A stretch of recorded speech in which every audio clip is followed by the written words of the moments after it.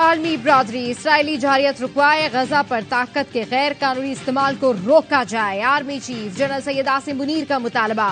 Army chief سے فلسطینی سفیر احمد جواد کی ملاقات۔ آرمی چیف کا غزہ میں جاری جنگ میں فلسطینیوں کے جانی نقصان پر اظہار تعزیت۔ شہری آبادی، اسکولز، امدادی کارکنوں، اسپتالوں پر حملوں کی شدید مذمت۔ جنرل سید عاصم منیر نے کہا، شہریوں کے تحفظ اور بین الاقوامی قوانین کی پاسداری کی جائے۔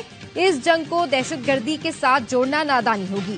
آرمی چیف کا 1967 سے پہلے کی سرحدی بنیاد پر قائم فلسطینی ریاست کی اصولی حمایت کے عزم کا اعادہ۔ غزہ کے لیے انسانی ہمدردی میں راہداری کھولنے کا مطالبہ بھی کر دیا۔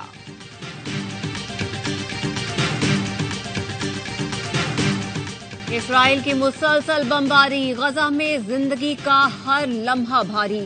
زمینی راستے داخل ہونے میں ناکامی پر اسرائیلی فضائیہ نے رات میں اندھا دھند بمباری کی، 320 مقامات کو نشانہ بنایا۔ 24 گھنٹے میں 305 بچوں سمیت 704 شہادتیں، مجموعی تعداد 5700 سے بڑھ گئی۔ اسرائیل نے پناہ گزین کیمپوں پر بھی میزائل برسانا شروع کر دیے۔ غزہ کے انڈونیشیا اسپتال کی بجلی مکمل طور پر بند۔ ایندھن کی قلت سے انکیوبیٹرز میں بچوں اور ڈائلسس کے مریضوں کی زندگی خطرے میں پڑ گئی۔ اسرائیلی وزیر اعظم کے مشیر کا کہنا ہے، حماس یرغمالیوں کو رہا بھی کر دے تب بھی ایندھن فراہم نہیں کیا جائے گا۔ حماس کا عرب ملکوں اور اقوام متحدہ سے اسپتالوں کے لیے ایندھن فوری فراہم کرنے کا مطالبہ۔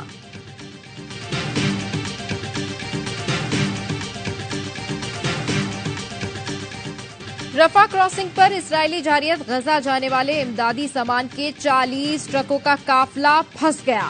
غزہ کی امداد روکے جانے پر اقوام متحدہ کے سیکرٹری جنرل پھٹ پڑے۔ کہا، مسلح تصادم کا کوئی بھی فریق عالمی قانون سے بالاتر نہیں۔ امداد کی ترسیل کو آسان اور محفوظ بنانے کے لیے اقدامات کیے جائیں۔ فلسطینی عوام 56 سال سے گھٹن کا شکار ہے۔ فلسطینیوں نے اپنی سرزمین کو اسرائیلی قبضے میں جاتے دیکھا ہے۔ فلسطین کی معیشت کو تباہ کیا گیا، معصوم لوگوں کو بے گھر کیا گیا۔ فلسطینیوں کو حماس کے حملے کی اجتماعی سزا دینے کا کوئی جواز نہیں۔ امریکہ نے غزہ میں جنگ بندی کے لیے مذاکرات اسرائیلی قیدیوں کی رہائی سے مشروط کر دیے۔ جو بائیڈن نے کہا، حماس پہلے قیدی رہا کرے پھر بات کر سکتے ہیں۔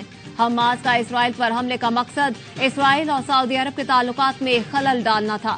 سابق صدر اوباما نے اسرائیل کو خبردار کیا، انسانی جانوں کو نظر انداز کرنا مہنگا پڑ سکتا ہے۔ پانی اور کھانا بند کرنے سے فلسطینیوں کے رویے مزید سخت ہو جائیں گے۔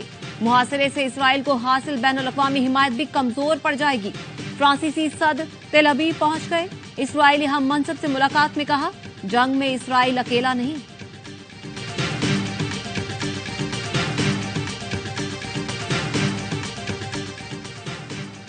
حماس کے جوانوں نے میری تمام ضرورتوں کا خیال رکھا۔ رہا ہونے والی 85 سالہ اسرائیلی خاتون حماس سے خوش۔ رپورٹر نے پوچھا کہ آپ نے ان سے ہاتھ کیوں ملایا؟ بولی، کیونکہ انہوں نے مجھے بہت احتیاط سے رکھا، کسی قسم کی تکلیف نہیں پہنچائی۔ معائنے کے لیے ڈاکٹر بھی آیا، شیمپو اور کنڈیشنر بھی دیا۔ حماس نے 2 معمر اسرائیلی خواتین قیدیوں کو رہا کیا تھا۔ حماس کے ترجمان کا کہنا ہے، قطر اور مصر کی ثالثی کے بعد قیدیوں کو چھوڑا گیا۔ دونوں کو انسانی ہمدردی اور خراب صحت کی بنیاد پر رہا کیا گیا۔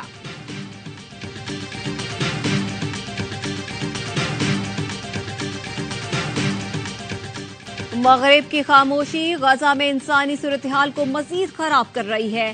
ترک صدر طیب اردوان اور روسی ہم منصب ولادیمیر پوٹن کی ٹیلی فونک گفتگو۔ ترک صدر نے کہا، فلسطین کے خلاف اسرائیل کا وحشیانہ رویہ مزید تیز ہوتا جا رہا ہے۔ ٹیلی فونک گفتگو میں غزہ پر مغرب کی خاموشی کو تنقید کا نشانہ بنایا گیا۔ امیر قطر کا کہنا ہے، اسرائیل کو قتل کا لائسنس نہیں دینا چاہیے۔ عالمی برادری اسرائیل کو روکے، تنازع خطے کے لیے خطرہ ہے۔ مغرب کو دوہرا معیار چھوڑنا ہوگا۔ غزہ کا ہر خاندان سوگوار ہے، فلسطین میں کوئی محفوظ نہیں۔ فلسطینیوں کے ساتھ سلامتی کونسل کی یکجہتی کہاں ہے؟ فلسطینی سفارتکار کا سلامتی کونسل سے خطاب، کہا، اسرائیل کی جانب قیام کیا جا رہا ہے۔ اسرائیل کے غیر قانونی قبضے کو روکنا عالمی برادری کا انسانی فرض ہے۔ حماس نے عرب اور مسلم ملکوں سے اسرائیل سے تعلقات ختم کرنے کا مطالبہ کر دیا۔ ترجمان حماس نے کہا، عرب اور مسلم ملک قابض ریاست سے سفیروں کو واپس بلا لیں، اسرائیلی جارحیت روکنے کے لیے اخلاقی ذمہ داریاں ادا کریں۔